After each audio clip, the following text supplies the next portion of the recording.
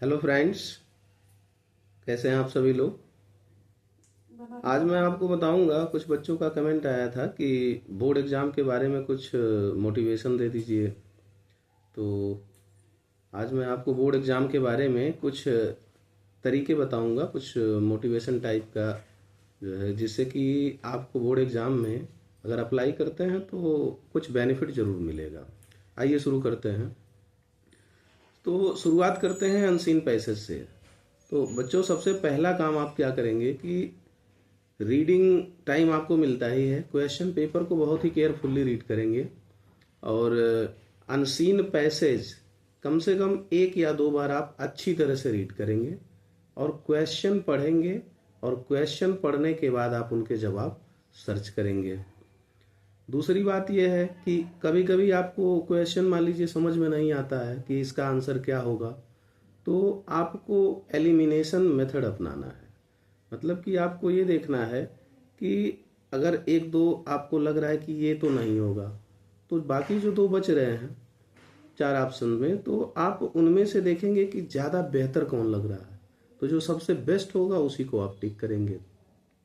तो ये unseen passage का हो गया। उसके बाद फिर आप आते हैं ग्रामर सेक्शन में, राइटिंग सेक्शन और ग्रामर सेक्शन में। तो राइटिंग में आपको मालूम है कि लेटर राइटिंग आपका तो फिक्स है, लेटर राइटिंग आपका 5 नंबर का आना ही आना है। और उसके बाद फिर आपका आता है एनालिटिकल पैराग्राफ। एनालिटिकल पैराग्राफ भी आप जो है बहुत ढंग से करेंगे और फॉर्मेट आप एक बार रिवीजन कर लीजिएगा। और ग्रामर सेक्शन में जितने भी टॉपिक्स हैं, जैसे डिटर्मिनर हो गए, टेंसेज हो गए, फिर आपका नरेशन हो गया, ठीक है, ये सब आप अच्छी तरह से दोहरा लेंगे।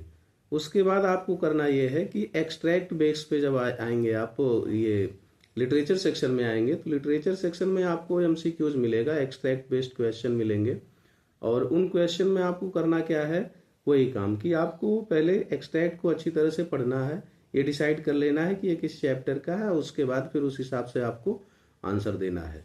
तो ये तो हो गई जनरल बातें, ठीक है। उसके बाद आपको मैं बता रहा हूँ कि करना क्या है। कि जैसे मान लीजिए सपोज करेंगे कि आपको सबसे बेहतरीन तरीके से कौन सा क्वेश्चन आता है, ठीक है, सबसे बेस्ट तरीके से जो क्वेश्चन आपको आता है उस क्वेश्चन से आप लिखने की शुरुआत करेंगे। मतलब कि first impression is last impression. अगर आपका पहला आंसर बहुत ही सुंदर है और बहुत ही क्लियर लिखे हैं आप और सही लिखे हैं, तो उसका इम्प्रेशन एग्जामिनर पर बहुत अच्छा जाता है और आपको मार्क्स अच्छे मिलेंगे, क्योंकि एग्जामिनर की मेंटेलिटी बदल जाती है कि ये अच्छा बच्चा है और नंबर आपको अच्छा ही मिलता जाएगा, उसका बेनिफिट आपको जरूर मिलेगा। सेकेंडली आप आते हैं कि उसके बाद मान लीजिए आपने सारे क्वेश्चंस कर लिए और उसमें कुछ दो चार क्वेश्चन ऐसे हैं कि जो आपको नहीं आ रहे हैं, आप सोच रहे हैं कि इनको हम नहीं करेंगे, छोड़ देंगे। तो ऐसा नहीं करना है, ठीक है, छोड़ना किसी क्वेश्चन को नहीं है। आपको जो क्वेश्चन नहीं आ रहे हैं उनको भी आपको लिखना है, क्वेश्चन नंबर आप डालेंगे। उसके बाद फिर आपको ये देखना है कि उसके बारे में कुछ तो आपको पता होगा, थोड़ा बहुत जो भी पता है उसी को आप बना के 2 4 10 लाइन जो भी आपके समझ में आता है उसको जरूर लिखें। तीसरी बात आपकी कि जो एमसीक्यूज होते हैं, एमसीक्यूज में आपको क्वेश्चन नंबर लिखने के बाद ऑप्शन आपको जरूर लिखना चाहिए, क्योंकि एग्जामिनर ऑप्शन देखता है और बार बार देखने से वो उसके दिमाग में फीड हो जाता है कि ये आप पहले का आंसर क्या है, तो वो आंसर पढ़ पढ़ के चेक करता है, उसको आसानी होती है।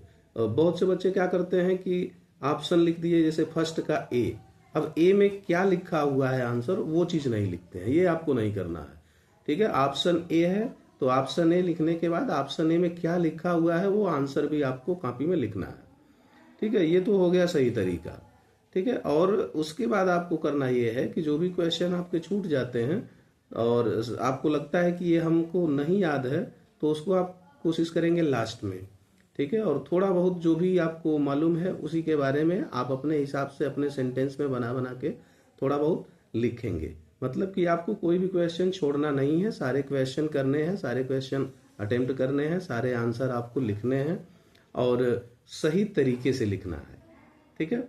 और सबसे बड़ी बात यह है कि बहुत बच्चे कंफ्यूज ये हो जाते हैं कि उनको लगता है कि हमको बीच में से क्वेश्चन आ रहे हैं और स्टार्टिंग के क्वेश्चन नहीं आ रहे हैं, तो उसमें घबराने की ज़रूरत नहीं है। आपको जो क्वेश्चन आ रहे हैं उनको आप पहले अच्छी तरीके से करते जाइए।